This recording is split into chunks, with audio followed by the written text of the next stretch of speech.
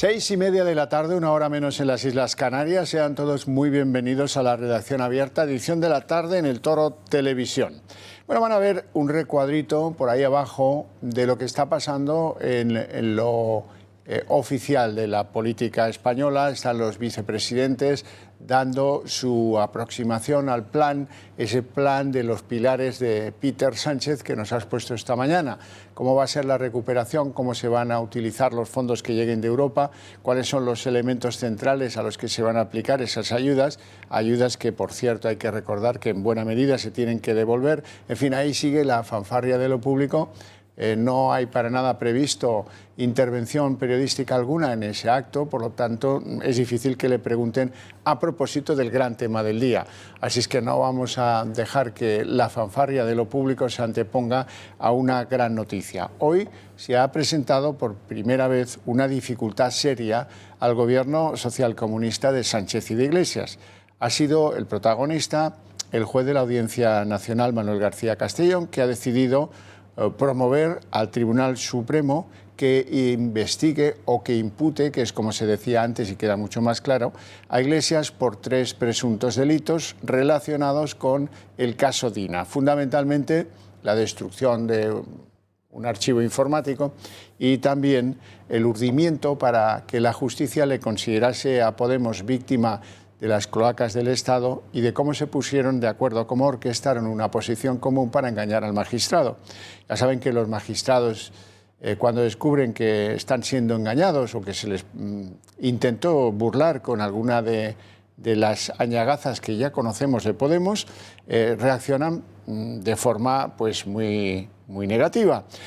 No se me ocurre reacción más negativa que la petición al Supremo. Saben que es aforado el vicepresidente del Gobierno y, por lo tanto, esto tiene que seguir un cauce. Y el cauce es que el tribunal que lleva las investigaciones, la Audiencia Nacional, le pida al Tribunal Supremo, única vía, que considere una petición de suplicatorio para investigar o para imputar a Iglesias en la causa penal abierta en la Audiencia Nacional. Esto ahora entra en un trámite en el que hay bastante polémica porque Manuel García Castellón no ha tenido en cuenta la opinión de los fiscales de la Audiencia Nacional, visto lo que produjeron ese acuerdo con los abogados de Podemos, ha decidido prescindir y promover esa petición al Tribunal Supremo como instructor magistrado del caso. Ahora, como les decía, dependerá del Supremo, que se va a demorar en algunas semanas, las que sean, para tomar una decisión en concreto, y ahora entra en juego pues toda la farramaya organizada por el Gobierno, sea por el propio Sánchez o más directamente por su ministro de Justicia, Campo, o por la fiscal general del Estado, Lola Delgado, o por el fiscal Luis Navajas, aquel fiscal del Supremo que hizo decaer de un plumazo 21 demandas presentadas por diferentes estamentos de la sociedad española en reclamación de justicia a propósito de la mala gestión por el COVID-19. La sala penal del Tribunal Supremo que dirige Manuel Marchena será quien tenga la última palabra, pero para eso habrá que esperar unas cuantas semanas, eso yendo la cosa bien. Bueno, esta es la gran noticia del día, este es el gran escollo, la gran dificultad que ahora tiene el gobierno de Sánchez y de Iglesias, a pesar de que hoy sea el día de la laraca del plan de recuperación económica. Hoy les ha venido a fastidiar esta decisión del magistrado el propósito del plan, que no está ni mucho menos en las portadas de los medios digitales en estos momentos, por encima del gran tema, que es la petición de García Castellón a propósito de Iglesias y de alguno más.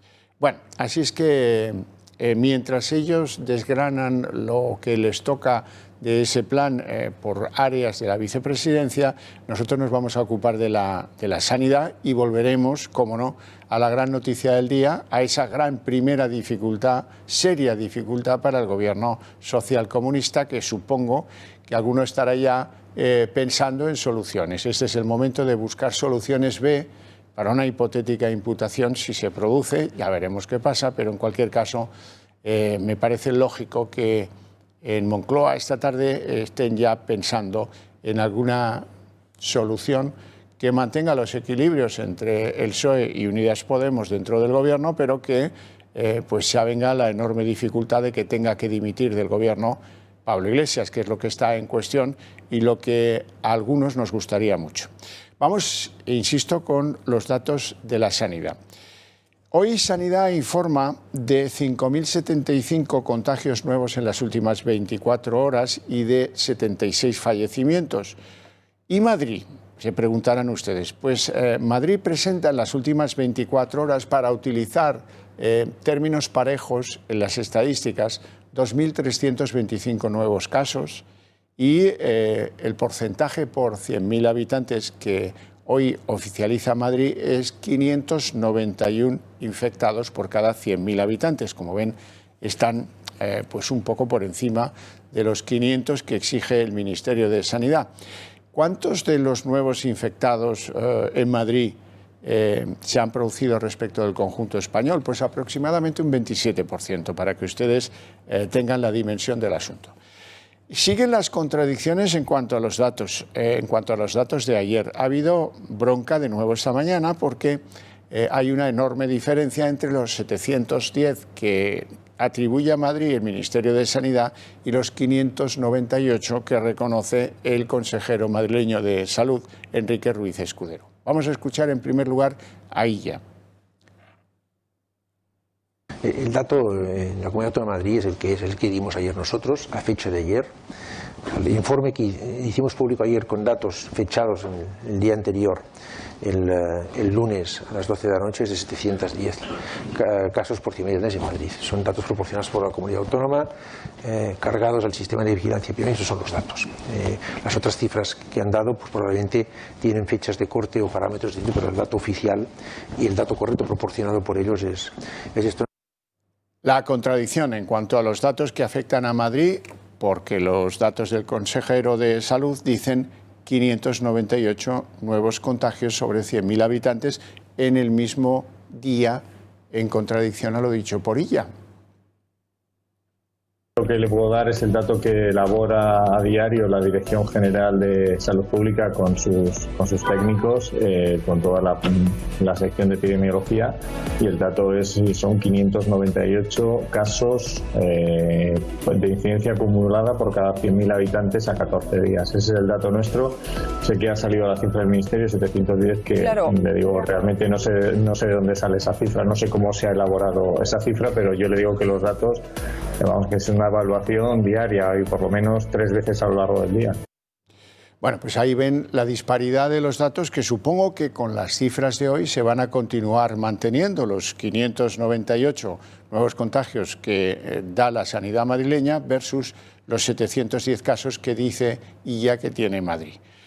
Hoy ha sentado como puñalada trapera las declaraciones del vicepresidente madrileño, el hombre de Ciudadanos en ese equipo de gobierno, Ignacio Aguado. ¿Qué dice Aguado? Pues que las cosas en Madrid no van bien. Sigue la tesis de sanidad y rompe con la tesis del gobierno de Díaz Ayuso, o por lo menos la parte del Partido Popular en el gobierno de Díaz Ayuso. Vamos a escuchar a Aguado. Yo no quiero lanzar las campanas al vuelo, ni creo que sea procedente ni prudente decir que estamos derrotando al virus, no. El virus sigue ahí, estamos en una incidencia acumulada altísima, vienen semanas y meses difíciles. En cualquier momento, en cualquier despiste, la incidencia puede seguir subiendo, subir todavía más, y no podemos trasladar a la opinión pública que las cosas van bien, porque no es cierto. Las cosas van mal. Bueno, así que tenemos en el mismo gobierno dos ideas de cómo afrontar la afectación, la infección que se ha producido en el territorio de la Comunidad Autónoma de Madrid. De un lado, en la línea del Partido Popular, que subraya la mejora que se ha producido en los últimos días, consecuencia porque controles, si ustedes no viven en Madrid, pregunten a gente que vive en Madrid, no van a ver. Por cierto, que todavía no se sabe cuándo van a empezar a ser efectivas las multas para los que se salten los controles. Estaba previsto que fuera hoy, pero parece que hoy no va a ser. Y la línea pues del hombre de Ciudadanos, el hombre que sigue una línea más próxima a Sanidad, que no ha hablado para nada, como han oído antes, no ha hablado para nada de mejora en los últimos días, habla de que las cosas no van bien y eso parece congeniar mucho más con la tesis de ella que con la tesis del consejero y compañero de gobierno en coalición en Madrid, el consejero Enrique Ruiz Escudero. Como las cosas bajan así de turbias, nosotros hemos querido tener opinión propia sobre cómo va la evolución de contagios en Madrid y en el resto de las poblaciones sometidas a esta restricción de movimientos. Las conclusiones se las ofrecemos ahora mismo. El gobierno se imponía en Madrid. Hay una orden que tiene que hacerse efectiva. Y los confinamientos selectivos se convertían en restricciones generales y ahora, con datos. La evolución favorable de 45 de las 46 zonas básicas de salud. Escudero insiste en que el plan de la Comunidad de Madrid funciona. Lo cierto es que la situación en esas 45 zonas ha mejorado entre un 6 y un 62,1%. La incidencia acumulada desciende y lo hace la capital a nivel general. 12 zonas de las confinadas inicialmente siguen superando los 1.000 casos por cada 100.000, pero 36 han bajado de esa cifra. Entre el 14 y el 20 de septiembre se contabilizaron 28.969 positivos en Madrid. Una semana más tarde, 23.096. Y entre el 28 de septiembre y el 4 de octubre, 16.770. Hemos tenido un descenso total de un 42% en 15 días. 500 positivos por cada 100.000 habitantes era el umbral del gobierno para confinar un municipio. Ahora hay 2 ya en la comunidad que tienen una tasa menor. Alcalá de Henares y Móstoles se salvarían ahora de las restricciones. Estos datos demuestran una tendencia descendente de la incidencia del virus en nuestra región. Descienden los ingresos y ya hay 9 distritos con cifras inferiores a los 500 casos en incidencia acumulada. Con estos datos, Madrid lanza un mensaje claro al gobierno. Hemos solicitado al ministro Salvador Illa que reconsidere la orden impuesta en la pasada semana y que Madrid pueda seguir desarrollando su plan. Bueno, hoy era día grande en el Consejo de Gobierno de la Comunidad de Madrid porque hoy, como van a ver ahora, juraban el cargo algunos nuevos consejeros. Es el caso de Javier Luengo, de Ciudadanos, que viene a sustituir en políticas sociales al dimisionario Alberto Reyero. Dimitió el viernes pasado, ya lo saben ustedes. Bueno, la verdad es que son los cambios para no alterar los equilibrios de reparto de poder entre el Partido Popular y Ciudadanos en ese gobierno de la Comunidad Autónoma de Madrid. Y les quiero llamar la atención, además de lo político, les quiero llamar la atención sobre un punto de lo social del cual hablamos poco, demasiado poco. Ha habido 2 noches de altercados muy serios en el centro de Madrid, concretamente de madrugada en el barrio de Malasaña. A eso de las 2:40 de ayer, un millar de jóvenes se enfrentaban lanzando botellas y piedras a la policía porque estaban en un botellón. Consecuencia, 46 heridos, 12 de ellos policías y 8 detenidos. Y no es la primera noche que se produce eso, de hecho han sido 2 noches consecutivas y curiosamente ha habido críticas a la actuación policial que no provienen de los habituales, sino que han sido cuestionadas las actuaciones policiales por parte del portavoz del Partido Popular en la Asamblea de Madrid, Antonio Beteta. Y a esto les quiero añadir algo de lo cual probablemente por la lejanía no estamos del todo bien informados, que es lo sucedido en la Universidad Politécnica de Valencia. Ahí hubo una fiesta y tras la fiesta 120 positivos y tras los 120 positivos por una especie de fiestuki organizado en el campus de Vera de la Universidad Politécnica de Valencia, todos los estudiantes han tenido que suspender lo que está previsto que hagan, que es ni más ni menos que estudiar. Eso fue la imprudencia de una fiesta que dejó, como les digo, 120 positivos. Bueno, y les presento ya a nuestro primer invitado esta tarde, don Tomás Toranzo, presidente de la Confederación Estatal de Sindicatos Médicos. Don Tomás, muy buenas tardes. Hola, buenas tardes. Bueno, lo primero, conocer su opinión a propósito de si cree usted que hemos llegado a una meseta, si cree usted que, en fin, que nos vamos de los 840.000 que tenemos ahora casos conocidos en España, tomamos el ritmo de esos 10.000 aproximadamente, hoy han sido menos, pero bueno, esos 10.000 que vamos viendo cada día hacia parece que vamos hacia el 1.000.000 de infectados. ¿Esas medidas qué le parecen las que se están tomando? Bueno, la verdad que yo no soy un experto para analizar la pandemia, ¿no? Pero lo que sí es cierto es que en el momento actual parece que hay lugares donde se siguen disparando los casos, en otros parece que se empiezan a controlar. Y bueno, yo no tengo mucha más información ni quiero dar opiniones atrevidas cuando yo a veces critico que se habla con demasiada alegría y hay demasiados expertos de salón. Yo creo que en algunas cosas tienen que hablar los auténticos expertos, no gente que conocemos información o que seamos del sector sanitario. Bueno, la cuestión, y esto sí que seguramente tenga más información que yo, ¿cómo están los centros hospitalarios en general en España? ¿Están a cuánto de la saturación o ya ese peligro remite o cómo lo ve? Bueno, esos son datos públicos, ¿no? Desde luego parece que en los últimos días, quitando estos otros sitios, por ejemplo, en mi comunidad en Castilla y León, que ha habido que confinar Palencia y León y que estaban muy cerca de que Salamanca también pueda confinarse, pues en algunos sitios las UIs están aumentando los ingresos porque todavía hay pacientes ingresados que pueden ser susceptibles de empeoramiento, pero en general parece que el ingreso hospitalario se está estabilizando. Yo no sé si estamos llegando a un aplanamiento de la curva, pero en fin, va paralelo con la incidencia. Y en cualquier caso, lo que es lamentable es que siga habiendo este debate tan triste, tan politizado sobre cómo tienen que ser las medidas para contener la pandemia. Sin duda. Lo que sí vamos viendo que sigue habiendo déficit en cuanto a la realización de pruebas PCR. El porcentaje de pruebas PCR sigue siendo muy superior a lo que se recomienda por las autoridades sanitarias como índice de control de la pandemia. Y en eso pues es un debe que yo creo que están todos los servicios, todas las administraciones públicas, todos los servicios de salud. Don Tomás, mire, hoy ha habido una diferencia sustantiva en el plano de los científicos. Ha habido un documento firmado por 1.700 epidemiólogos, sobre todo norteamericanos, en lo que se llama el informe o el manifiesto Barrington. Ahí lo que plantean estos expertos es que el sistema basado en los confinamientos no está funcionando. Y lo que proponen es aislar grupos de riesgo. Si quieren leerlo en toda su extensión, lo pueden encontrar en Rebelión en la Granja. ¿Qué le parece a usted lo que proponen estos epidemiólogos?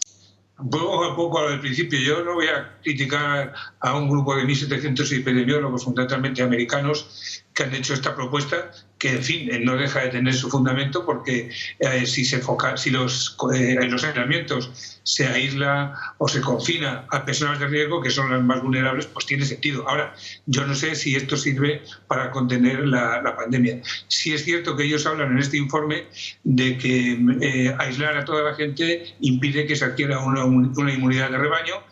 Y bueno, pues eso es un debate que creo que, en fin, a mí me parece atrevido, pero desde una opinión de un profesional que tampoco voy a conseguir a criticar. Lo que sí es cierto es que la mayoría del resto de epidemiólogos, lo que se conoce hasta ahora, se insiste mucho en la localización temprana para que la fase de contención sea eficaz, y cuando está en transmisión comunitaria, pues en fin, los efectos a veces son tan deleterios. Es una enfermedad que se conoce entre los hipercontagiadores y el personal de riesgo. Yo creo que hay que ser prudente y las cosas hay que hacerlas con mucho sentido común. También se estaba comentando el efecto que podría tener las mascarillas, se comentaba hace pocos días, que tiene un efecto parecido a una supuesta inmunización, que mascarillas de escasa protección harían que un paciente susceptible o que podía contagiarse, pues que adquiriese poca carga viral, y lo que se llamaba una supuesta variolización.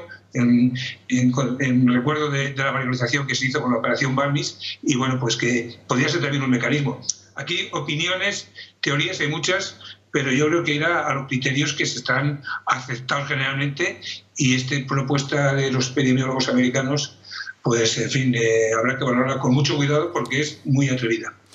Don Tomás, ¿tiene usted la impresión que es general esto que le voy a contar ahora? Dicen en Madrid que ha bajado la media de los hospitalizados y de los que están en las UCIs, la media de edad ha bajado muy considerablemente. ¿Esto se puede extrapolar al conjunto español? Yo creo que los datos son bastante homogéneos, ¿no? Esta vez, esta segunda oleada, a diferencia de la primera, se ha tenido más cuidado con las residencias de ancianos, donde estaban evidentemente los más vulnerables, aunque hay brotes importantísimos, y posiblemente pues también esa precaución, el uso generalizado de mascarillas, que ha pillado a la gente un poquito más informada, pues ha hecho, y que mucha gente ha perdido miedo, como son el caso de Valencia, pues que la edad media haya disminuido algo en nuestros últimos casos. Ya.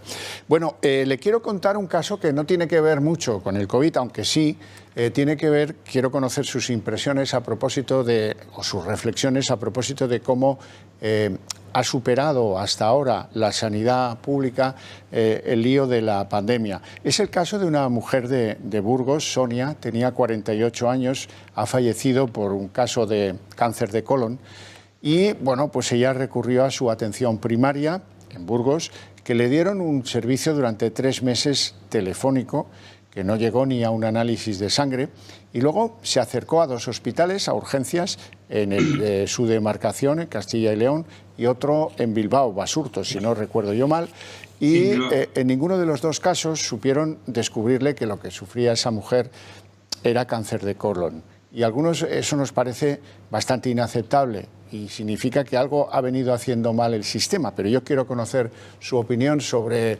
la consulta telefónica y sobre pues, las ligerezas en las urgencias. Ya sé que en esos periodos estamos hablando de que esta mujer empieza a sentirse mal en abril, pues 3 meses dependiendo de la atención primaria telefónica, más luego esas 2 malos servicios de urgencias en 2 hospitales de 2 comunidades distintas, lo cual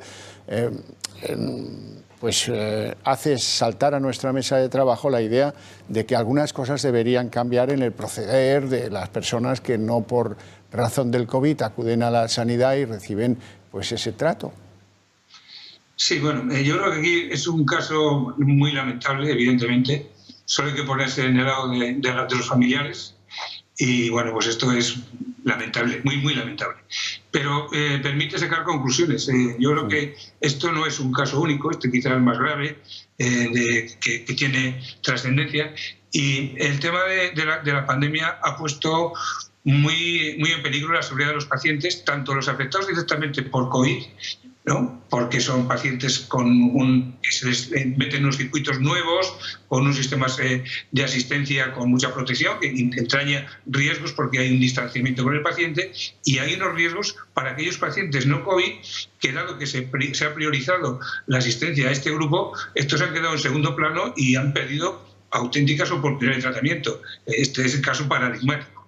Y, desde luego, la consulta telefónica que se ha puesto en muchos sitios, que además eufemísticamente se le ha querido llamar telemedicina, lo único que ha hecho ha sido distanciar la asistencia a los pacientes, porque, desde luego, no es el sistema de asistencia que se merece. Nosotros estamos, como Confederación Estatal de Sindicatos Médicos, junto con la Organización Médica Colegial, precisamente, tenemos un proyecto muy importante desde hace tiempo, donde estamos defendiendo la relación médico-paciente, que sea declarada Patrimonio Inmaterial de la Humanidad, por lo que de trascendencia para la relación clínica tiene esto. Y con la consulta telefónica se ha cargado por completo. Entonces, esto ha hecho distanciar a los pacientes, se ha perdido el contacto, se ha perdido la posibilidad de valorarlos y ha hecho que se prejuzgue. Y este caso es muy significativo. Y después, la lectura que tiene también este caso es que a los servicios de urgencias es que se utilizan mal.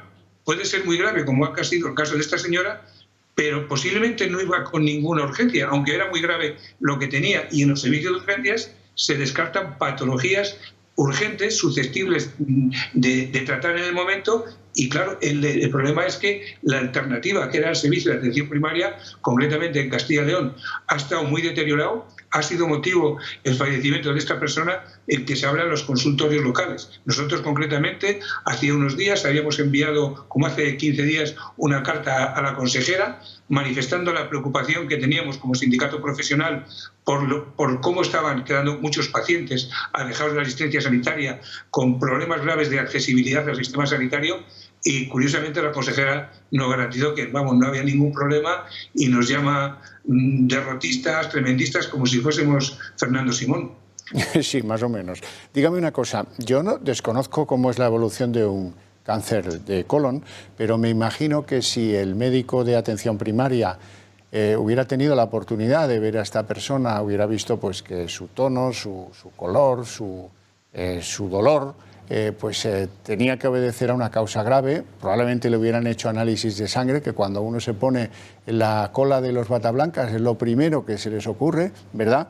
Y que sí. Lo que me parece todavía más incomprensible, aquí falló la atención primaria y estamos todos ante un hecho incuestionable, pero, hombre, alguien que va con ese mal a urgencias a 2 grandes hospitales, tampoco se entiende que ahí pues no le sepan diagnosticar lo que tiene. Yo no sé si esta señora, pues ese cáncer de colon, cómo estaba de avanzado o no, si hubieran podido salvarla o no, pero hombre, la verdad es que esto deja que desear también. En fin, yo no es por disculpar a los servicios de urgencia ni atención primaria. Evidentemente aquí ha habido un fallo garrafal y hay una víctima clarísima.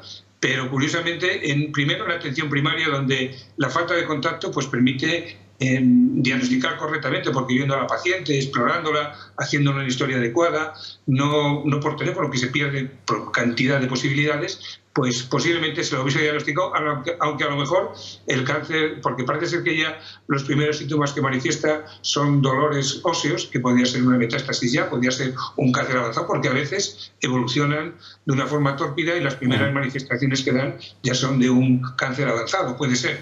Pero se lo hubiese diagnosticado seguramente de manera más temprana y desde luego posibilidades hubiese tenido. En cualquier caso, nunca había quedado con esa sensación de desatención y de impotencia y que quiera la familia y el sistema. Pero es que además los médicos de atención primaria están sobrecargados en exceso por unas consultas telefónicas que también se desasosiegan bastante porque se dan cuenta que no están abarcando ni las posibilidades de los pacientes, están prejuzgando, están sujetos a error y eso a un profesional pues le preocupa mucho, pero el sistema estaba obligando a hacer así. Ya digo, nosotros respondiendo a la inquietud que nos transmitían los médicos que estaban en el ejercicio, pues habíamos escrito a la consejera para solucionar este problema. Hoy, ayer ya lo comunicaron y van a abrirse ya los consultorios locales porque prácticamente permanecían cerrados desde el principio de la pandemia y solo eran relaciones por teléfono con muchos prejuicios y eso perjudicaba. Y en los servicios de urgencias pues depende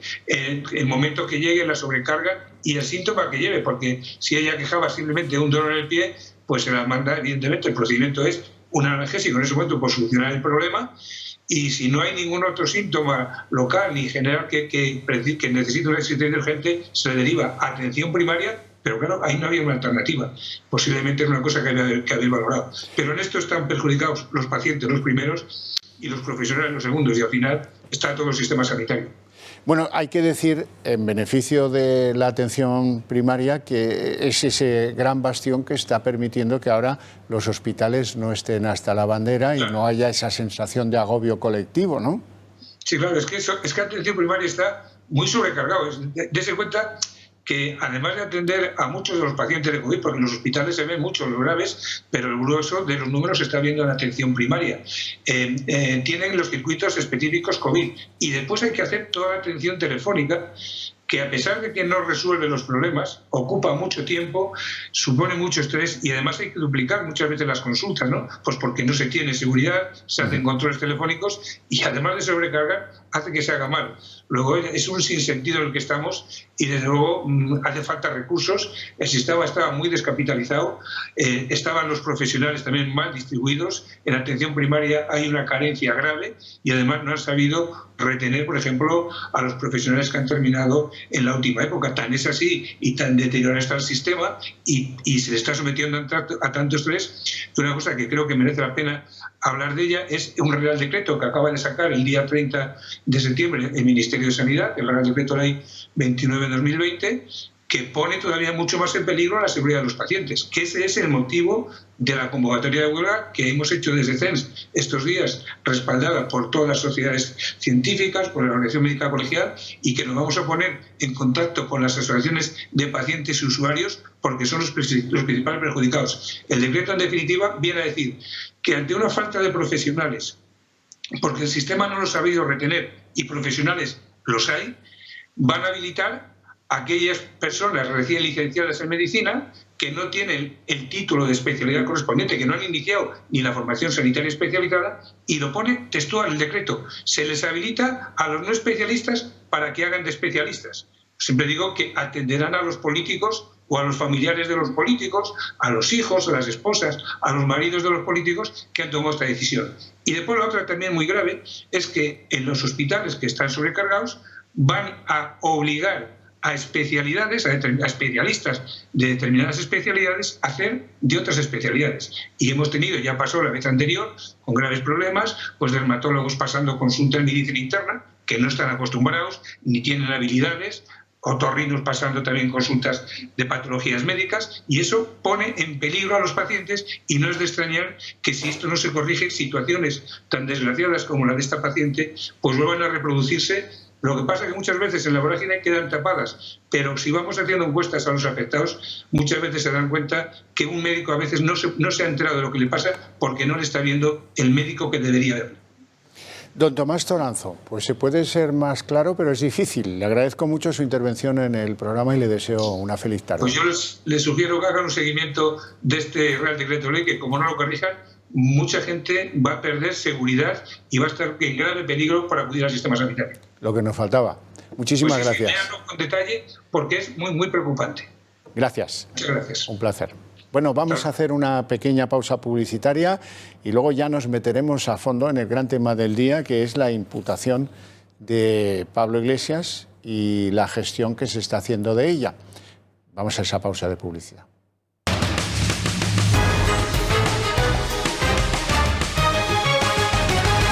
Bueno, vamos con este gran tema del día, el gran escollo que le sale a este gobierno socialcomunistas, y vamos a empezar con un regate que acaba de hacer Iglesias al término de su intervención en lo que puede ser el desarrollo de este plan para la reconstrucción económica y la resiliencia, etcétera, etcétera, unas declaraciones que ha hecho Iglesias a propósito de la corrupción.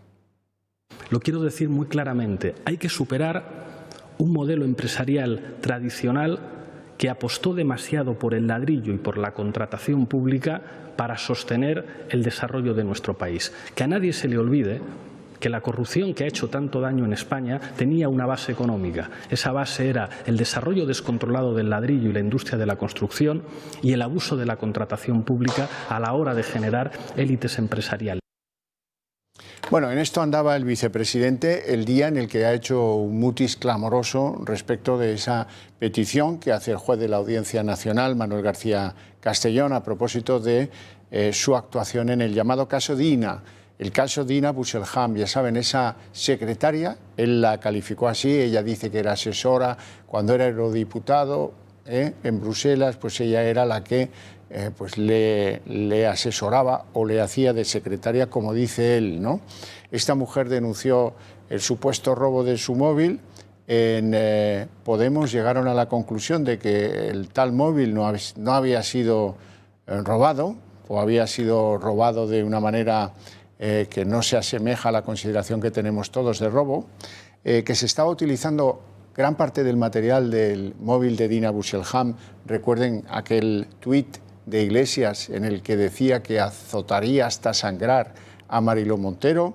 Eso apareció en OK Diario. A partir de ahí ellos tuvieron la clara conclusión de que era mano interesada la que hacía o la que filtraba o la que vendía esa información del móvil de Dina Busselham. Bueno, mientras tanto se establecía una relación absolutamente criticable, no cuestionada por la justicia en España todavía, entre los fiscales anticorrupción que llevaban el caso Dina Busselham y el departamento jurídico de Podemos, representado por una abogada que ahora probablemente también se vea imputada por esta causa. Es el caso de Marta Flores. Bueno, la cuestión fundamental, lo que ha visto el magistrado instructor de la causal, que han pretendido engañar constituyéndose en el papel de víctimas cuando él cree que pues no era así.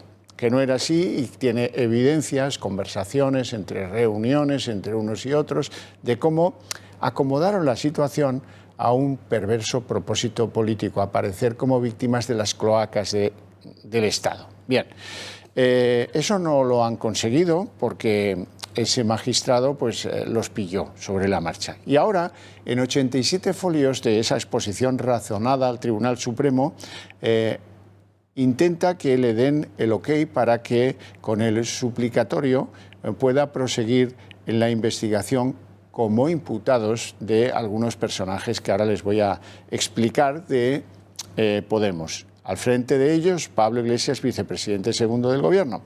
¿Qué pretenden que pueda haber cometido en su actuación respecto del móvil?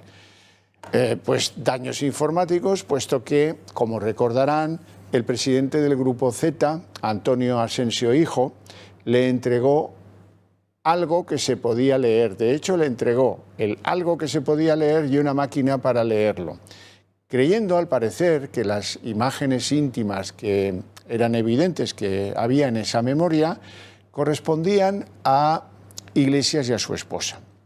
Según declaró el propio Iglesias, él le dijo, no, esto no tiene nada que ver con mi compañera, no tiene nada que ver con Irene Montero o las anteriores conocidas, esto tiene algo que ver con una empleada que yo tuve que se llama Dina Busselham.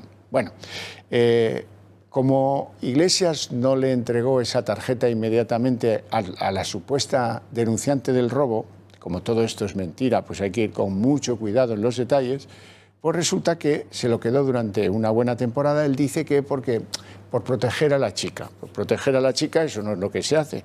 Así es que se quedó la tarjeta. Y como se quedó la tarjeta y cuando se la entregó, hay evidencias en esa instrucción judicial de que la tarjeta estaba dañada y no se podía leer, como demuestra que la actual pareja de Dina Busselham y la propia Dina Busselham recurrieran a una empresa en Gales para tratar de leer qué es lo que había tenido cierto recorrido público y había sido pues extraído de su tarjeta y tampoco pudieron hacerlo, alguien produjo daños informáticos sobre esa tarjeta, de lo cual se imputa, entre otros, a Pablo Iglesias.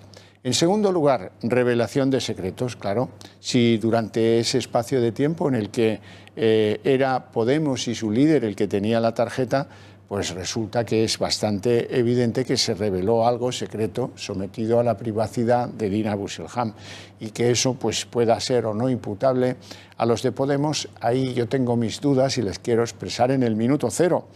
Para que eso prospere tiene que haber una denuncia firme de la titular de la tarjeta y no la hay porque la han comprado. Esta chica ahora le han montado un periódico para que lo dirija, un periódico digital afín a la causa de Podemos y ya ha declinado pues actuar en la justicia contra quien pudo revelar esos secretos. Así es que esta es, digamos, de los tres delitos que indiciariamente se le atribuyen a Iglesias, el que menos posibilidades tiene de prosperar. Y en tercer lugar, y este es el más importante, denuncia falsa, puesto que Podemos, en un momento de las investigaciones en la Audiencia Nacional, se persona como víctima y le conceden esa personación engañando al magistrado. Entonces, llegamos a que la situación es un tanto confusa y ahora va a depender del Tribunal Supremo y de la Sala Penal que dirige el magistrado Manuel Marchena. Eso sí, la causa penal, al trasladarse al Supremo, tendrá que oír, como es lógico, al Ministerio Fiscal. Tendrá que oír a los chicos de Luis Navajas, a ese mariachi de servidores de los propósitos gubernamentales, un Navajas que, por cierto, en una radio cometió la indiscreción rayana con la prevaricación de decir que las demás demandas que lleguen a su fiscalía de gentes que están disconformes con la gestión del gobierno de la pandemia también las va a tumbar como tumbó las 21 que les dije al principio. Bueno, algunos asuntos que tienen que tener en cuenta. Le va a ser difícil criticar, no, difícil no porque estos se atreven con todo, pero es difícil que desde el punto de vista de la izquierda española se le pueda reprochar nada a Manuel García Castellón, al magistrado que pide la imputación de Iglesias. ¿Por qué? Hombre, porque la última decisión que ha tomado hace escasos días Manuel García Castellón tiene que ver con la imputación precisamente de Jorge Fernández Díaz, el que fuera ministro del Interior de Rajoy por el caso Kitchen.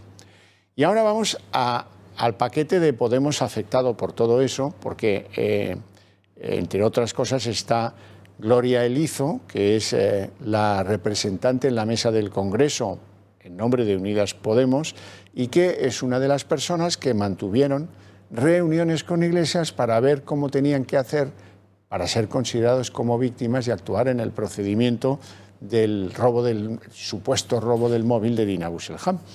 Lo mismo ocurre con dos abogados de Podemos, Raúl Carballedo y Marta Flor. Marta Flor Núñez, que es a la que yo me refería antes, y la persona que tiene una relación sentimental con el fiscal Estampa, fiscal de la Fiscalía Anticorrupción, que opera en este caso hasta que ha sido apartado y han puesto en su lugar a otro con más crédito.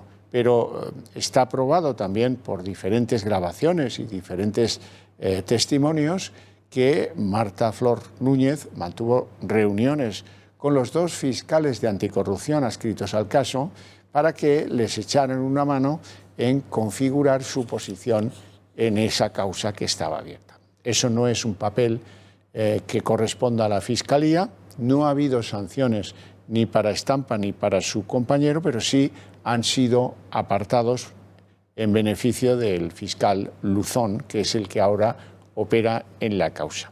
Esto ya lo contamos aquí y es una cosa bastante conocida en el ambiente judicial. Por ejemplo, me viene a la memoria el primer caso que acabó en condena contra Javier de la Rosa. Digo el primer caso porque fue condenado no sé las veces, pero la juez que investigaba aquel asunto le trataba con una enorme deferencia. Es más, le consideraba pues un financiero importante del Gotha español. Le preguntó en un interrogatorio si tenía cuentas en Suiza y él dijo que no. Cuando llegaron a la rogatoria de la Confederación Helvética, que demostraba que eso era mentira y que tenía cuentas en Suiza, la consideración de la magistrada para con Javier de la Rosa cambió como de la noche al día. Fue otra, sencillamente, fue pues mucho más dura. A los jueces, esto de, no sé si es una figura o no del siglo de oro español, pero debiera serlo, el papel de alguacil burlado les sienta pues como piedra en ojo de boticario. Bueno, van a ver ustedes la gran repercusión que los medios dan a este intento de imputar a Iglesias en el asunto del móvil de Dina Busselham y de las actuaciones posteriores y la burla a la justicia que ha hecho Podemos, con este titular que hoy dedicaba El Mundo, y van a ver algo de las reacciones en el mundo político. Antes que eso, les tengo que significar un detalle muy importante, y es que no hay ninguna declaración de ningún socialista. No ha habido ninguno que se atreva a abrir la boca de este tema. Eso me da a mí que pensar que están pensando más bien en una solución tipo B para el caso de que se produzca la imputación. Los que sí han ido pues, a bandera suelta han sido los de la oposición. Por ejemplo, Pablo Casado, el líder del Partido Popular, mediante un tuit esta mañana pues, pedía el cese inmediato de Iglesias y reclamaba la misma vara de medir que han tenido, por ejemplo, con Rajoy, los podemitas, los socialistas, etcétera, etcétera. Con mayor precisión técnica se explicaba el portavoz de Justicia del Partido Popular y consejero de la misma cosa en Madrid, Enrique López. Le vamos a escuchar. Estamos en la primera vez de nuestra democracia en la que un vicepresidente del Gobierno del Reino de España, en ejercicio de sus funciones, ha sido propuesta su imputación por parte del Tribunal Supremo desde un juzgado central de la Audiencia Nacional por entender que existen indicios racionales de criminalidad respecto a hechos que se consideran muy graves por parte de la Audiencia Nacional y que son constitutivos de un delito de revelación de secretos, un delito de daños informáticos y también un delito de acusación o denuncia falsa, simulación de delito y falso testimonio. Estamos ante hechos de una especial gravedad, de una gravedad que exige que o bien el presidente del Gobierno cese al vicepresidente Pablo Iglesias o que él mismo dimita y se someta ya a la acción de la justicia. Hoy Pablo Iglesias estaría ya imputado si no fuera como consecuencia del aforamiento que le concede la Constitución. Bueno, y el mundo Val de Ciudadanos todavía iba un poco más lejos. Sánchez debe dejar de apoyar a Pablo Iglesias. El señor Sánchez tiene la obligación moral de dejar de proteger a su socio de gobierno y de votar en favor de que se produzcan las comparecencias y las comisiones de investigación que podamos pedir los partidos políticos, con el único objeto de que los ciudadanos españoles conozcan la verdad de estos sucesos tan graves. Bueno, y la verdad es que si uno se concierne a los estatutos de Podemos, en los estatutos de Podemos está bastante claro lo que dicen en el punto 11Q, dice el compromiso de renuncia al cargo público interno del partido o a cualquier candidatura a tales cargos en caso de ser imputado, procesado o condenado por las faltas y delitos que se determinarán en el reglamento al efecto de que habrá de publicar la Comisión de Derechos y Garantías y que en cualquier caso, incluirán siempre los delitos de corrupción, los económicos, el acoso sexual, la violencia machista, la pederastia, el maltrato infantil, así como los delitos contra los derechos de los trabajadores, los ecológicos y los urbanísticos. Esto es lo más relevante, digamos, de lo que dice, y es bien claro, el estatuto ético que se han querido dotar en Podemos. Ahora bien, no es evidente que Podemos vaya a tomar precauciones sobre su líder, eso olvídense, porque claro, hay una disfunción ahí nunca feliz entre lo que los demás deben hacer y lo que tiene que hacer o lo que puede hacer el líder. Bueno, presento ya a nuestro primer invitado aquí en el plató, don Roberto Hernández. Muy buenas tardes. Buenas tardes, Javier. Presidente del Club de los Viernes. Bueno, ¿qué le ha parecido a usted esta gran noticia, este gran escollo que por fin parece que se plantea al gobierno de Iglesias y de Sánchez? Bueno, es bastante esperanzadora la posibilidad de ver a Pablo Iglesias sentado en el Supremo, porque tenemos antecedentes de que ante el juez Marchena a mucha gente se le afloja la corbata o el esfínter o lo que o ambas cosas. Los que no llevan corbata solamente lo otro, ¿no? Claro, pero tampoco es una noticia. Es decir, en las democracias liberales, en un sistema occidental normal, la corrupción, puede haber elementos de corrupción que a veces embarren el sistema político, entonces estos sujetos son juzgados, apartados, etc. En el comunismo, en el populismo de izquierdas, el populismo bolivariano la corrupción es sistémica, o sea, la corrupción es el sistema, forma parte de esto, de su naturaleza, ¿no? Es su naturaleza, es como la fábula del escorpión y la rana. Entonces, ¿qué van a hacer otra cosa? Pues, si no estuviera aforado, que son privilegios de la casta, ahora mismo estaría ya imputado. De todas formas, cuando algunos pobres diablos que se creían, no, es que vienen a acabar con la corrupción y la casta, hombre, no será la de España, porque un partido comunista que diga que viene a acabar con la corrupción, entonces ellos funcionan así. Montaron un caso entero electoral a raíz del caso Dina, de las cloacas del Estado que les habían robado y lo habían filtrado esto, Villarejo y tal, y ahora sabemos prácticamente, ¿no?, que no ha sido así. Luego también está lo de los pagos de Neurona en México, y también deberían estar imputados, ¿por qué no?, todos estos, también en el gobierno que montaron, que desoyeron los avisos del 8 de marzo, antes del 8 de marzo, ¿no?, hasta 11 veces de Seguridad Nacional, simplemente por celebrar eso, que eso también nos ha costado muertos, entonces por negligencia criminal también deberían estar sentados en el banquillo. Pero eso es lo que va más verde por ahora. Claro, en el comunismo la corrupción es sistémica, forma parte de ella, tanto interior como exterior, tanto en la purga del partido como para ellos funcionar. Entonces, bueno, Pablo Iglesias es alguien que ha venido a acabar con un sistema, lo ha dicho él, incluso con la monarquía parlamentaria. Bueno, les he contado la reacción de la oposición, airada, exigente, claro. Y la reacción de los socios de gobierno del PSOE también se la he contado, el silencio, nothing, nada. No tengo nada que contar porque no ha abierto la boca ninguno. Iglesias tampoco ha atendido, no ha hecho ninguna declaración pública a propósito de qué le parece esto que ha decidido el magistrado García Castellón. Tengo que remitirme al pasado. Y en el pasado, la que ustedes recordarán es aquella en la que decía: no concibo ser imputado, eso sería el mundo al revés. Y algunas otras que ha hecho en casas amigas, como por ejemplo en La Sexta, en Al Rojo Vivo.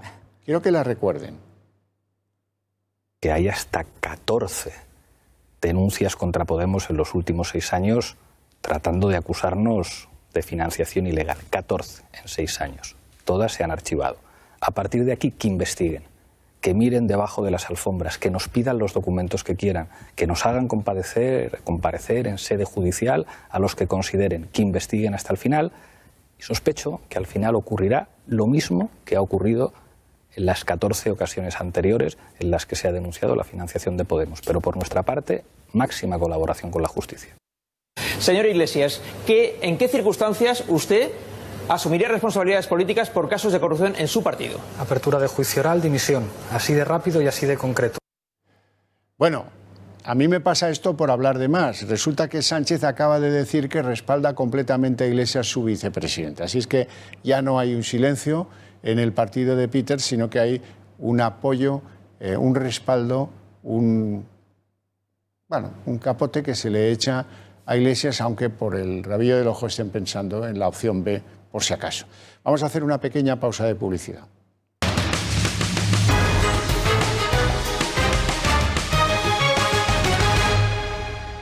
Pues Sánchez respalda a Iglesias, don Roberto.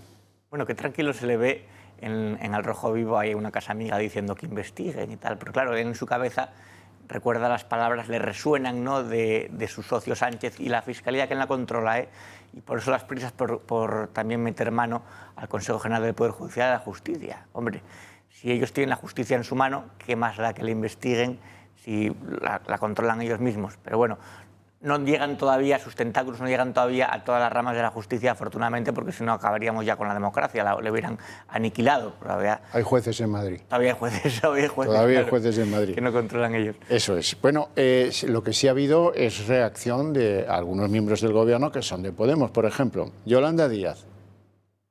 Mi solidaridad absolutamente personal con el vicepresidente segundo, lo conozco bien, confío en su absoluta inocencia y desde luego el tiempo va a hablar. Y me parece que no hay ninguna causa para que esto ocurra. Por tanto, insisto, solidaridad, mi cariño y mi afecto. Y de verdad que el tiempo seguro va a hablar. Mi solidaridad porque, permítame decirles, que lo que está viviendo el vicepresidente, el señor Iglesias y su familia es, creo que, demasiado duro. Uy, fíjate, tiene que vivir con 10.000 euros al mes, o como poco, y en Galapagar, es durísimo, está bien. Esta señora, que forma parte de un gobierno, que está en las áreas sociales de un gobierno, que va reduciendo, así que pasan los días, en paquetes de a 300.000, los que van a recibir la ayuda mínima de subsistencia, la renta mínima vital. Bueno, esta misma.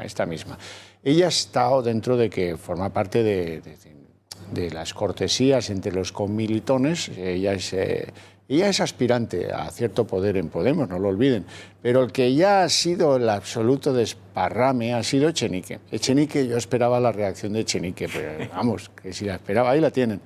Este juez se lo ha saltado todo, porque contra Podemos vale todo, cuando resulta que es todo lo contrario. Resulta que Podemos ha vivido entre algodones, a veces por deseo del Partido Popular, a veces por deseo del Partido Socialista, pero cuando se dice que todas las cosas que nos han llevado a los tribunales se han terminado archivando, hay que añadir sin estudio previo. Se han archivado pues de una forma un poco cabal, porque ahí están lo que lleva, como decía antes don Roberto, lo que lleva el Juzgado 42 de Madrid respecto a la financiación ilegal, a las actividades de Neurona, ahí está lo que han llevado otros juzgados y eso está por ser investigado y es lo mollar. Sí le arreglaron el asunto a Monedero, o a billetero, como le llaman algunos, con mayor precisión. Esto sí se arregló con una paralela para que no tuviera repercusión para él, eso sí, sacándole de Podemos, que le costó la cabeza. Claro.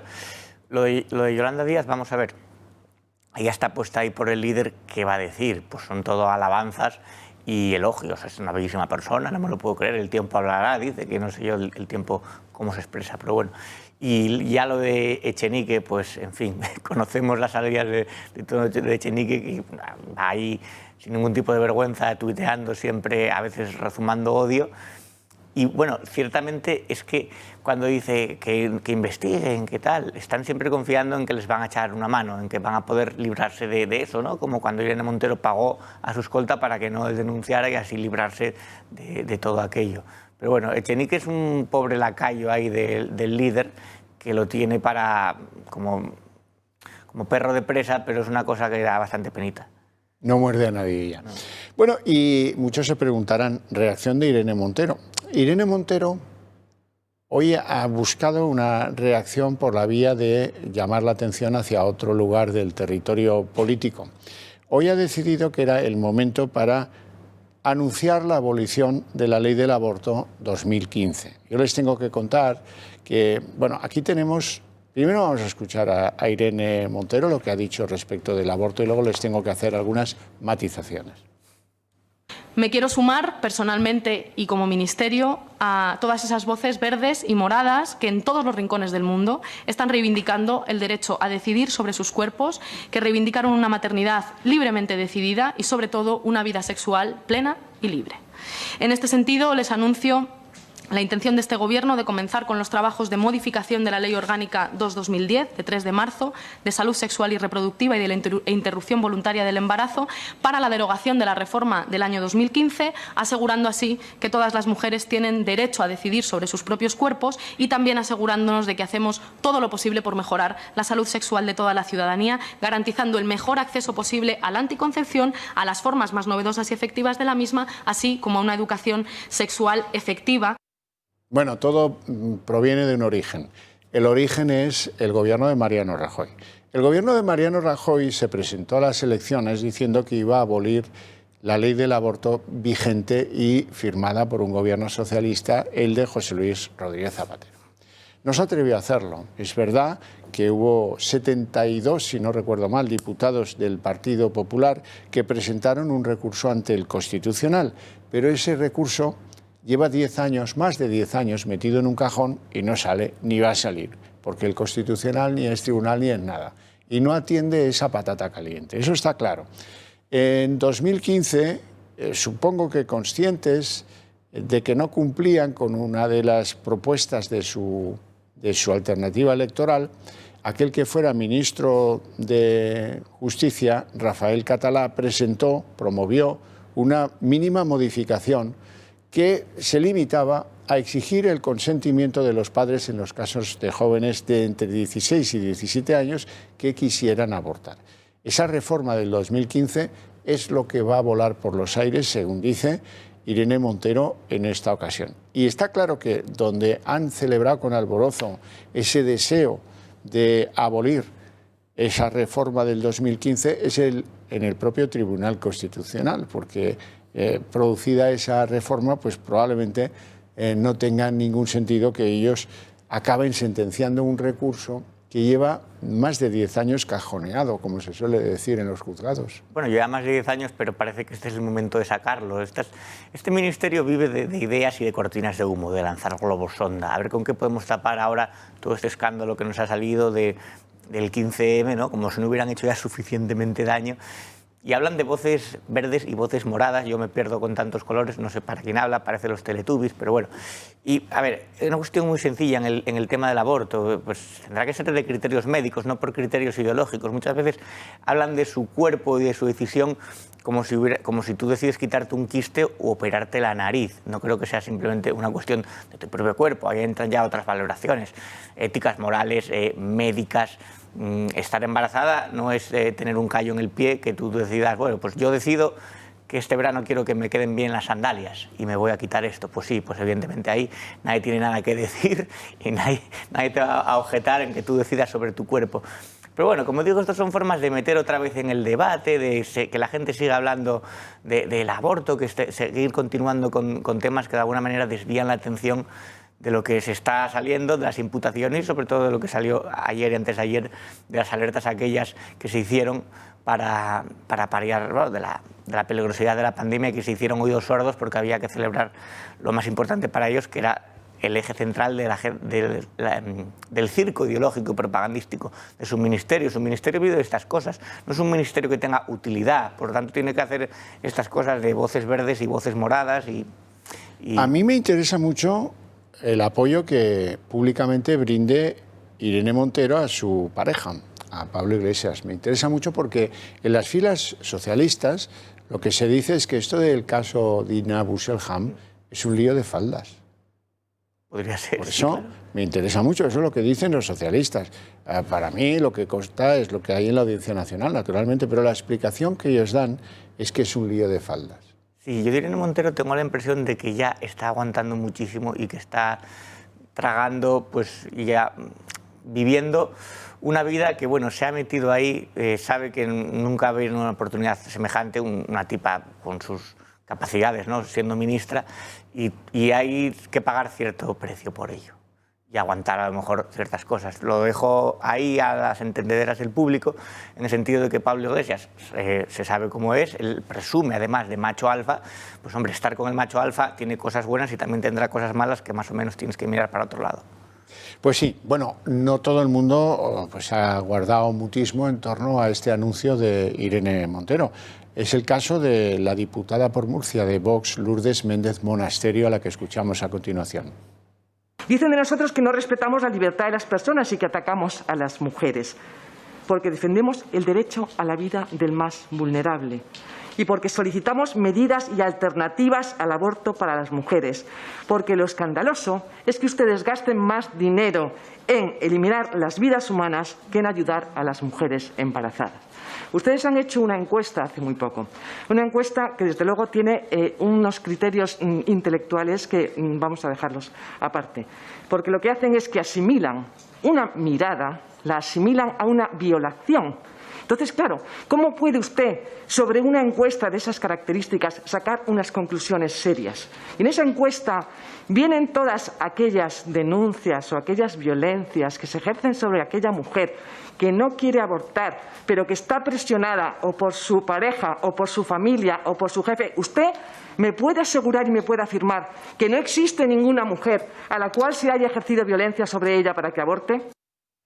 Don Roberto, bien, porque la pilla en la contradicción y hace falta que alguien les ponga pies en pared en algún sitio, ¿no? Bueno, es que pillar una contradicción a Irene Montero o desmontarle sus argumentos no es difícil. Es una cosa muy sencilla. Es curioso el sentido que tienen ellos, la visión que tienen de la mujer. O sea, la mujer de verdad, la mujer empoderada, la mujer libre, solamente es la mujer podemita.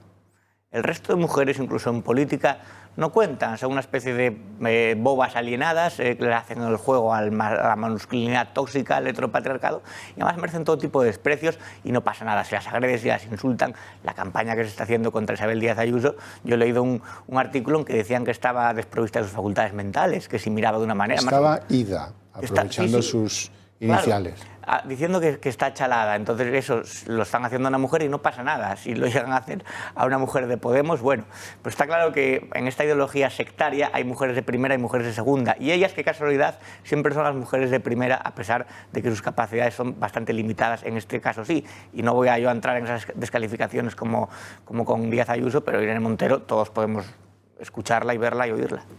Bueno, vamos a la situación sanitaria y sus polémicas. Usted ha mencionado a Isabel Díaz Ayuso. Hoy hemos visto cómo hay una diferencia clamorosa entre las maneras de entender lo que se está haciendo en Madrid y el trato recibido de sanidad y la situación real a través de declaraciones de Ignacio Aguado. Ignacio Aguado, a diferencia de lo que hace la gente del Partido Popular en el Gobierno de Madrid, no dice que las cosas están mejorando. Los datos así lo acreditan. Quizás no van todo lo deprisa que quisiéramos, ese es el único reproche.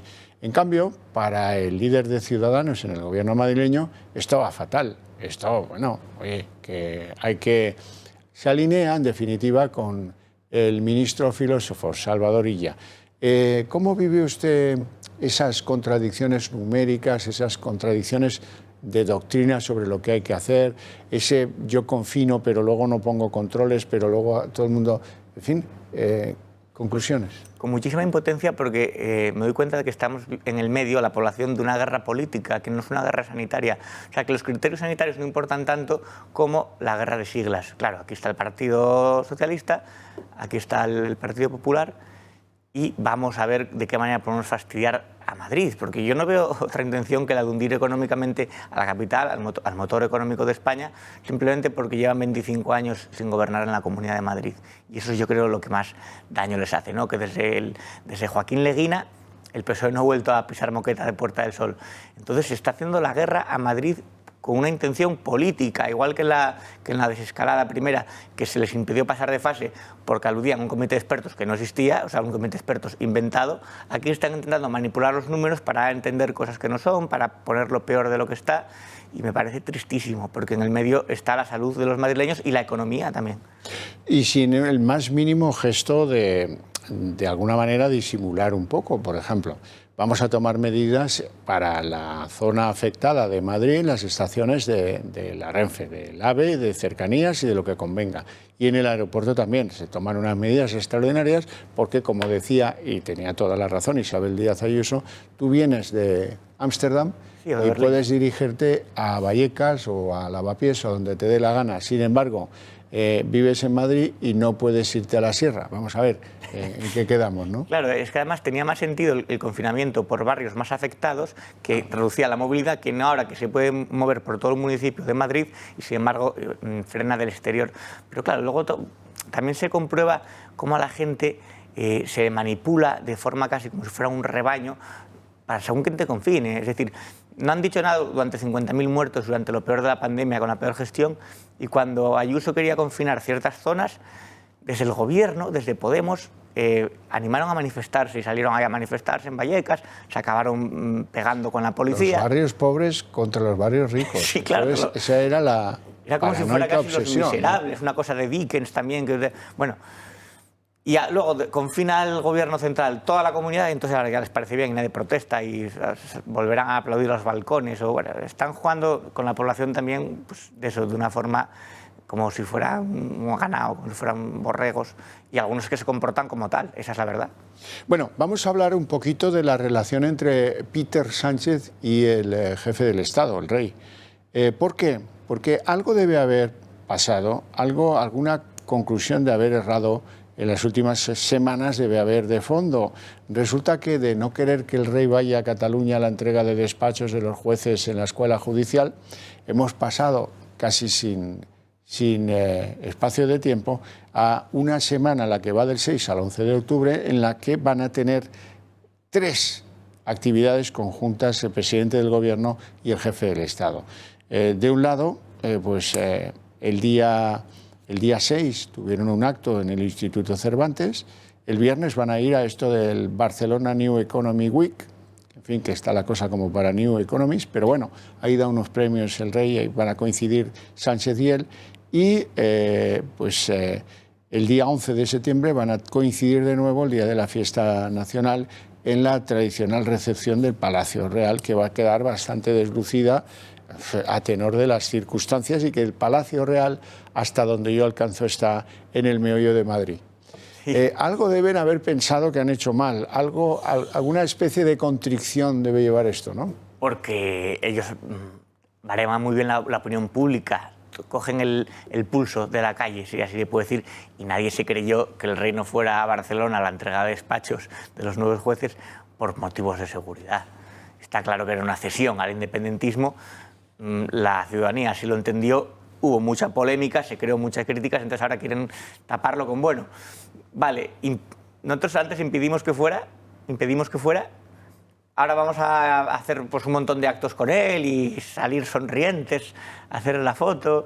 Esa es la forma que tienen ellos de actuar, tapar un escándalo intentando luego una vida hacia adelante. De todas formas, lo grave sigue siendo que haya una parte del gobierno que está en desacuerdo con la otra parte. O sea, eso da una imagen institucional lamentable, que una parte esté atacando al rey diciendo que la monarquía parlamentaria la van a tirar y que otros ministros socialistas salgan a desdecir al vicepresidente diciendo que no, que ellos confían en el rey, que darán hasta la última gota de su sangre. Eso eso tampoco, ¿eh? Claro, la última gota de su sangre no se lo he oído decir yo a ninguno. Pero eso en el mismo gobierno. Sí. Quiero decir que, claro... Hoy mismo Alberto Garzón ha quedado como la nota discordante de un gobierno que busca el encuentro, busca ofrecer imágenes, fotos y tal, que demuestren pues, que el mal llevar es una impresión precipitada, y hoy Garzón salía a contar que él no se siente para nada desautorizado por esta serie de encuentros y que si acaso las instituciones tienen que ser neutrales, en otro sopapo, en otro reproche al jefe del Estado. Escuchamos al ministro de Comercio.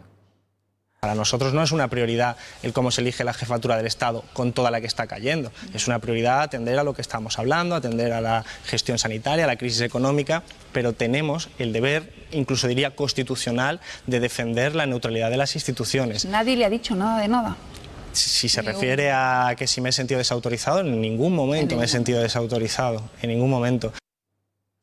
Bueno, como ve, él sigue lo mismo. Sí, el problema de Garzón es que no entiendo todavía en qué siglo está ni a lo que se está jugando. Es decir, Garzón tiene declaraciones que está a favor de Lenin, sudaderas con la RDA. Es decir, para un comunista, pues claro, esto que haya un consenso aquí de la democracia que estamos teniendo constitucional le parece rarísimo, ¿no? Lo suyo sería imponer la dictadura del proletariado. La cuestión es que, claro, que el rey es imparcial y como tal se ha mostrado siempre con mucho sosiego, siempre muy calmado, siempre bastante ecuánime, pero es que la diferencia es que el rey está siendo atacado por la Izquierda Unida y por Podemos. Por eso esa perversa pregunta que decía Cayetana de ¿le beneficia al rey que lo defiendan PP y Vox? No, oiga, será al revés. ¿Le perjudica al rey que esté siendo atacado por los partidos que están en el gobierno? Claro que le perjudica. Por eso el resto que salgan a defenderlo y a decir que la monarquía parlamentaria es lo que hace el pilar de nuestra democracia es importante. Por eso la pregunta estaba mal cuestionada, mal planteada, la de esta chica, la de esta propia periodista que se lee aquí. Y Alberto Garzón, pues bueno, no me acuerdo quién le dijo, que claro, creo que fue Felipe González, que como su... Republiqueta. Sí, y que como su ministerio tampoco le da mucho trabajo, pues estará a estas cosas. Pero bueno, es un ministerio de cuota, está puesto ahí porque Pablo Iglesias le quería dar algo a cambio de haber fagotizado. Bueno, don Roberto, me tiene usted que ayudar. Me tiene que ayudar porque tengo que contar una cosa muy complicada, muy complicada. Hoy, supongo que ahora van a ver imágenes, ha aparecido en esa cámara de la Socialité que compartimos todos, un personaje que se llama James Rhodes. Este es el típico británico que se queda aquí, que se enamora de Pedro Sánchez, que emite unos tuits la mar de interesantes que demuestran pues, su escaso conocimiento de la política española o de cualquier otra cosa. Este hombre, les voy a contar su historia porque si no probablemente no entiendan nada. Este hombre es un chico nacido cerca en Londres, al norte de Londres, hijo de una familia judía que sufrió abusos sexuales por parte de su profesor de educación física. Eso no pudo quedar contrastado, no se demostró porque él le denunció y antes de que llegara al juicio el profesor en cuestión pues falleció y por lo tanto pues eso judicialmente decayó y él no tiene una sentencia que acredite su denuncia. Muy bien, se viene a vivir a España, confraterniza con las tesis de Sánchez, no sé si tanto con las de Podemos, pero con las de Sánchez sí, y hoy ha sido elegido para ser el flautista o el trompetero, el titiritero de Sánchez en lo que ha sido la gran representación de este Sánchez que piensa en todo y que tiene preparado un plan de reconstrucción de nuestra economía y hasta de favorecer la resiliencia, que es una gansada de lo más espectacular, porque tenemos la segunda economía que peor va durante la pandemia del mundo, solo superada por Perú. Pero bueno, este inglés que vive aquí, que debe estar muy contento de que aquí le haga caso a alguien, ha sido el que ha sido elegido para tocar al piano el himno de la alegría. Y así lo ha hecho, ha sido el que ha preludiado ese acto en el que el gran Peter nos demuestra a todos los españoles cómo sí tiene plan de reconstrucción. El plan de reconstrucción de Peter tiene dos márgenes muy criticables. El primero, dinero público español no hay. Él lo que hace es explicar los pilares de Peter, que son las cosas a las que va a aplicar el dinero de Europa cuando llegue. Y dice a esto sí, a esto no, etcétera, etcétera, etcétera. Y hoy, pues que esta era la primera parte del acto que hemos visto con los vicepresidentes, que era la segunda parte, era enseñarnos a todos que también tenemos un plan de reconstrucción de la economía, aunque el suyo se caracteriza por no poner un euro. Él deja caer la economía y si acaso conduce el dinero que nos llegue fundamentalmente por la vía del préstamo desde Bruselas. Bueno, ¿qué me puedes contar de este James Rhodes? Bueno, no puedo contar mucho más allá de lo que ya has comentado, pero estos ingleses que vienen a España y se enamoran y quieren luego ya meterse en la política, me recuerdan mucho a esos hispanistas que escriben sobre la guerra civil, muchas veces casi sin entrar a fondo. Bueno, sin que ninguno en su familia pagaran por ella. en un sentido o en otro, con la muerte, con las heridas, pero con se sientan los atraídos, encarcelamientos, ¿no? con las checas, con esas cosas. A mí esto del plan de la recuperación, del salimos más fuertes, siempre me chirría un poco de la música, ¿no? De vamos ahora a poner el himno de la alegría. La mayor alegría sería ver a Illa, a Carmen Calvo, o a Pedro Sánchez, o a Fernando Simón sentados frente a un tribunal. Ese sería el verdadero himno de la alegría para los españoles, porque necesitan que haya un Nuremberg en España, que necesitan que las 50.000 muertes evitables, que ya no es algo que estemos aquí, bueno, más o menos haciendo hipótesis, no, perfectamente evitables, porque se avisó, que paguen por ello. Y hasta que no haya una limpieza de responsabilidades, no habrá himno de la alegría y no podremos empezar nuestra recuperación, porque tiene que haber una memoria democrática. Alto ahí, volvamos un poco atrás, porque lo que están viendo son las imágenes de un tuit del tal James Rhodes, que yo creo que no han tenido tiempo de poder leer y de poder digerir todavía menos. Así es que si volvemos al texto, con mucho gusto yo lo trataré de leer. Ahí lo tienen. Puede y lo hará. Un llamado a la unidad fuerte, apasionado y muy necesario, un discursazo. Sé que a los extranjeros como yo no se les permite tener una opinión sobre los políticos y tal vez soy ingenuo, pero no puedo evitarlo. Para mí este tío es auténtico as fuck. España puede. Y a continuación publica 2 fotografías, la de España puede con el gran Peter en una de sus filípicas habituales y otra en el que están juntos, esta que ven, Pedro Sánchez y James Rhodes.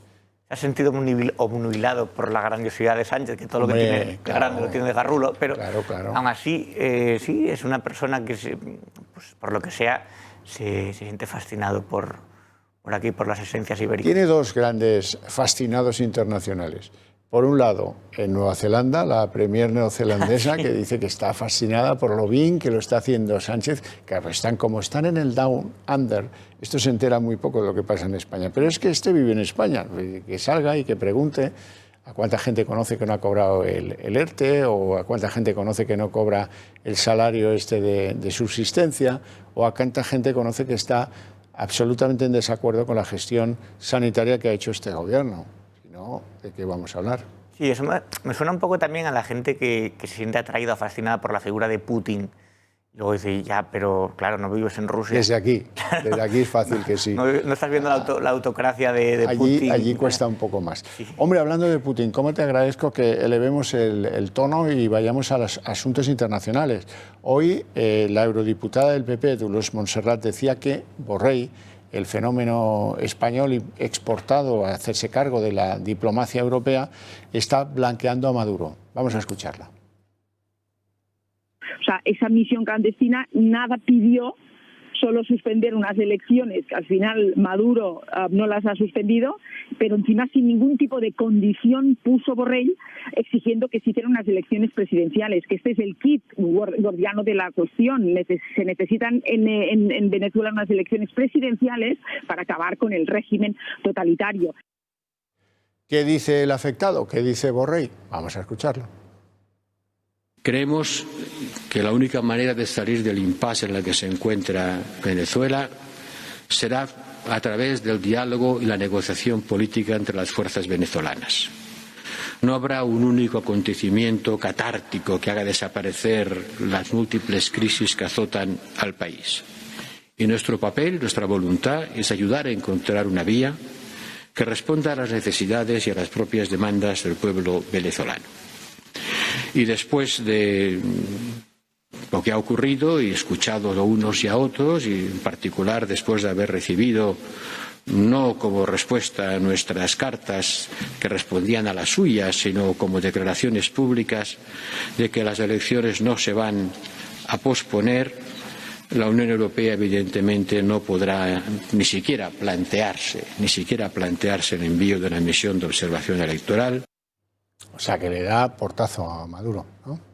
No, es que esto del mantra del diálogo llevan con eso décadas. Y mientras siguen con lo del diálogo, Venezuela cada vez está peor, Venezuela cada vez está más hundida, hay más miseria y hay más asesinatos. Lo que se está haciendo es blanquear a Maduro, pero se hace mucho también, igual que Zapatero, que vaya un poco de embajador como más o menos equidistante, de equidistante nada. Zapatero es la sonrisa. Esto es cómplice, la sonrisa siniestra, que nosotros pensamos que era bobalicón y lo que es perverso y malvado. Lo que pasa que se esconde más o menos en esa apariencia de fragilidad y en realidad está poniéndose de parte del dictador y están destrozando un país. Lo ayudaron a destrozar también los de Podemos y ahora con estas supuestas misiones diplomáticas que lo que hacen es dar el apoyo tácito al régimen, a la satrapía. Bueno, pero va a ser un blanqueo menor. No le van a enviar ni a unos observadores de la Unión Europea a esos comicios, ¿no? Es imposible que haya unas elecciones libres en Venezuela mientras Maduro controle todo, porque además, si controlas todos los aspectos de la sociedad, aquí lo sabemos lo que están intentando con el Poder Judicial, con los medios de comunicación, pues ahí es a las bravas. Allí el ejército forma parte de la cúpula del gobierno, o sea, ahí el que manda es Vladimir Padrino, que es el jefe de las Fuerzas Armadas, es decir, es una narcodictadura de régimen militar. Entonces, ¿qué elecciones libres va a haber con las armas en la calle? Con los uniformados controlando los colegios electorales. Aún peor los que no son uniformados y llevan las armas. Y llevan las por armas, la calle, sí. ¿no? Porque, en fin, ya saben que hay una condena de Naciones Unidas por delitos de lesa humanidad contra el régimen de Maduro y eso debiera pesar y mucho en la Unión Europea. Por lo tanto, me parece que algunos países estarán incómodos con este nadar y guardar la ropa de Borrell, como lo estaba la diputada del Partido Popular, ¿no? ¿No le parece? Sí, sí. Ah. Es que Borrell tiene un papel muy complicado. Le vimos en unas fotografías en un encuentro, un café o una cena o algo así con Sánchez en una de sus últimas visitas a Bruselas, porque, claro, es que Borrell es socialista, como todos saben, y de lo que haga o no haga con respecto a Maduro, pues a lo mejor se deriva una crisis dentro del PSOE de proporciones absolutamente desconocidas. Claro, justo llegó la pandemia cuando estaba en auge lo de Delcy Rodríguez, que parece que quedó ahí un poco en pausa, pero no hay que olvidar todas las versiones de Ábalos y que aquí estuvo, cuando tenía prohibida sobrevolar el espacio europeo, aquí estuvo Delcy Rodríguez, que era ministra de Economía en el régimen de Maduro, charlando tranquilamente con Ábalos y con un avión cargado de maletas, cargado. Para que vean ustedes que hay países donde los poderes actúan con independencia de que convenga o no convenga a las elecciones presidenciales, vamos a ver Estados Unidos. En Estados Unidos, que están pues, a punto de elecciones, han decidido que el policía acusado por asesinar a George Floyd, ya saben, ese afroamericano que fue tiroteado, etcétera, ha quedado en libertad bajo fianza. Y por lo tanto, la justicia le pone en la calle y esto seguramente le supone más un daño que otra cosa a las expectativas electorales de Donald Trump, pero ahí los poderes son independientes y actúan, y vaya si actúan. Don Roberto Hernández, un placer enorme tenerle en el programa. A ustedes les quiero plantear una hipótesis, que es que si no lo han hecho, llamen al Club de Amigos de Intereconomía, al Club de Amigos del Toro Televisión. Ahí tienen el teléfono. Les ruego que llamen porque se trata de defender nuestras libertades, nuestros derechos, nuestros sueños y nuestro futuro.